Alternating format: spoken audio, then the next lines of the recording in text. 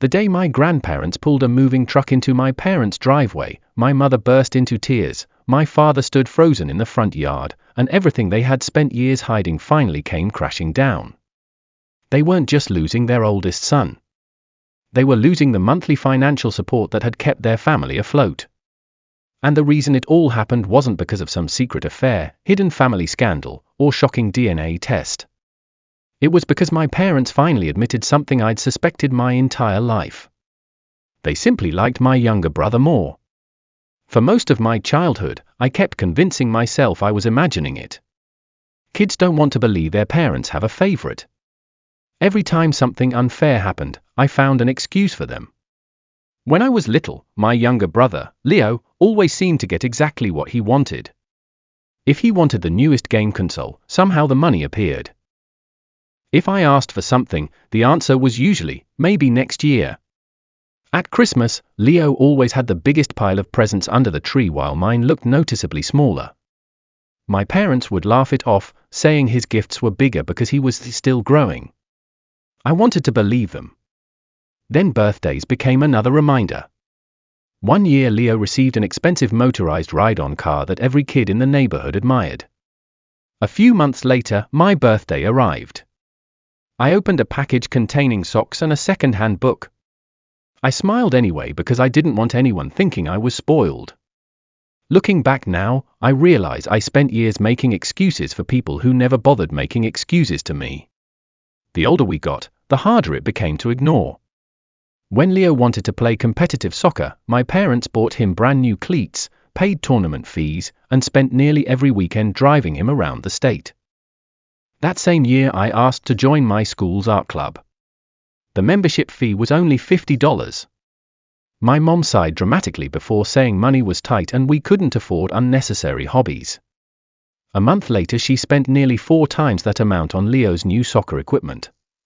That was the first time I stopped believing the problem was money. When I turned 16, I knew exactly what was coming. Nothing. There was no discussion about buying me a car. No surprise waiting in the driveway. If I wanted transportation, I had to earn it myself. So I got a part-time job at a grocery store. Every paycheck disappeared into savings until I finally managed to buy an old used car that constantly rattled and occasionally refused to start. I didn't complain. It was mine. A year later Leo turned 16. My parents surprised him with a much newer sedan decorated with a giant red bow. They hugged him, took pictures, and talked about how proud they were. I stood there clapping with everyone else while quietly wondering why I had never been worth that kind of celebration. Leo wasn't a bad kid. If anything, he seemed confused by how differently we were treated. Once he even asked if we could both use the car. Dad immediately shut the idea down. No, he said. Leo needs it. That sentence stayed with me. Leo needed everything. Apparently I didn't. After high school graduation, I thought maybe things would finally balance out. Instead, they somehow became worse. I decided to take a gap year before community college so I could work full-time and save money for tuition. The morning after graduation, Dad called me into the kitchen. He slid a sheet of paper across the table. It was a rental agreement. He explained that since I was 18 and working, it was time I contributed to the household. Every month a large portion of my paycheck went directly to my parents just so I could continue sleeping in the bedroom I'd grown up in. Meanwhile Leo spent his summer sleeping late, playing video games, hanging out with friends, and talking excitedly about college. No one expected him to get a job. Apparently responsibility only applied to me. I tried telling myself maybe they genuinely needed the money. Then one evening everything changed. I got home early after an exhausting shift. The house seemed empty until I heard voices coming from Dad's office. The door wasn't fully closed. I wasn't trying to spy. But then I heard my name. Without thinking, I pulled out my phone and started recording. Mom sounded stressed about money. Dad tried reassuring her. Then he said something I'll never forget. My rent payments will help us until Leo starts college. He actually referred to my money as if it already belonged to them. Mom agreed before mentioning the monthly checks from my grandparents.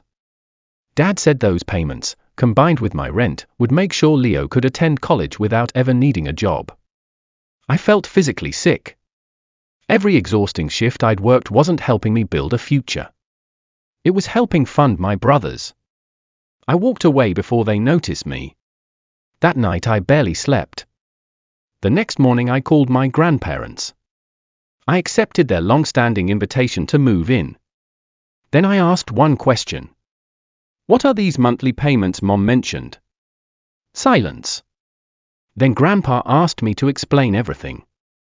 I told him about paying rent, about Leo's college, about the conversation I'd recorded. When I finished, Grandpa sounded angrier than I'd ever heard him. He explained that years earlier, after my mother quit working, he and Grandma had started sending my parents money every month. Part of it helped with the mortgage. The rest had one purpose. It was supposed to be divided equally into college savings accounts for both Leo and me.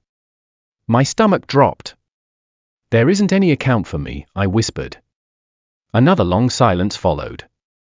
Then Grandpa simply said, I'm coming. Before they arrived, I wanted answers. Real answers. I walked into the living room where my parents were casually watching television. I turned it off. Dad looked irritated. What? I took a deep breath. Why have you always treated Leo like he's more important than me? Neither of them answered. So tell me the truth. I laughed bitterly. Am I adopted? No. Was I an affair baby? No. Was I an accident you never wanted? Again. No. Then what? Dad shrugged. His actual response still feels unreal. We've just always connected with Leo more. That was it. No tragedy. No secret. No complicated explanation. They simply liked my brother better. Years of rejection suddenly made perfect sense. I exploded. I reminded them of every birthday, every Christmas, every disappointment, every sacrifice, every paycheck. Dad rolled his eyes before finally snapping. If you don't like living here, then move out. So I did.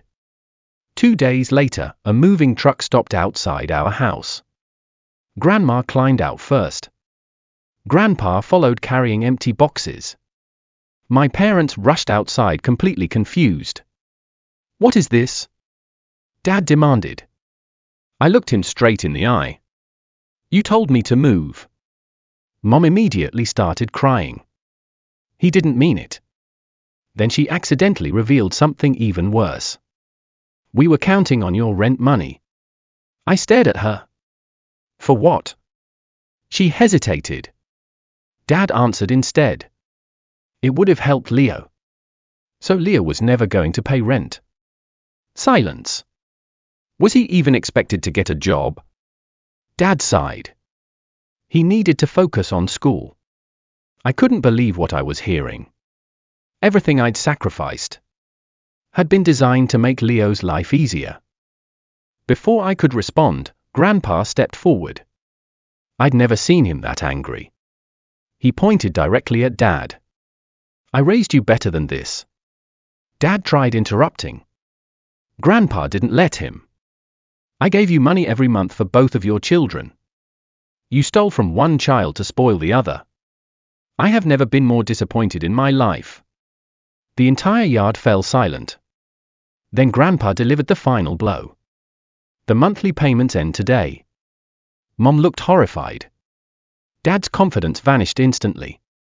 If either of you tries blaming him for this, Grandpa continued, I'll make sure the rest of the family knows exactly why. Neither of my parents argued anymore. They simply stood there, defeated. We spent the next hour loading my belongings into the truck. No one spoke much. Just before leaving, Leo walked over. He looked completely lost. I didn't know, he said quietly. I swear. I didn't. I believed him. He hadn't created this situation. Our parents had. I told him to take care of himself. He nodded. Then I got into my car. As I drove away, I didn't look back. For the first time in years, I felt free. Today I'm living with my grandparents. My room is smaller. The house is older.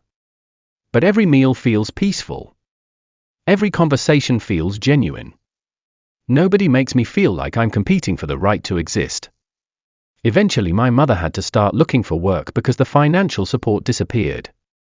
My parents suddenly had to face the consequences of choices they'd made for years. As for me, I'm still working. I'm still saving for college. Only now every dollar I earn actually belongs to me. Losing my parents' approval used to be my greatest fear.